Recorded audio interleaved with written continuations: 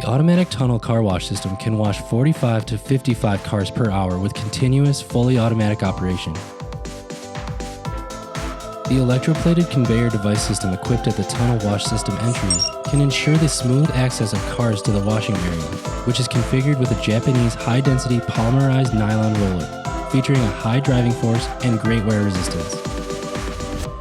The high-pressure water pre-washing system utilizes a 6-nozzle swinging-type high-pressure water spray method to form a fan-shaped water fountain that quickly and thoroughly rinses the car. Short vertical brushes can auto-detect car distance and tilt 15 degrees inward in combination with horizontal tire brushes to perfectly clean the car's underbody and tires. The first group of long vertical foam brushes can tilt to wash closely around the car.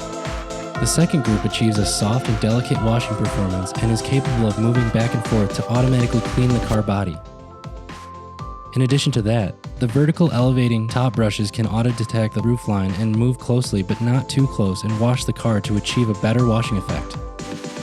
After the car is sprayed with water and wax, our contour-following dryers, including the two-sided parallel blowing dryer and elevating top dryer, will follow the contours of the vehicles to effectively clear the remaining water.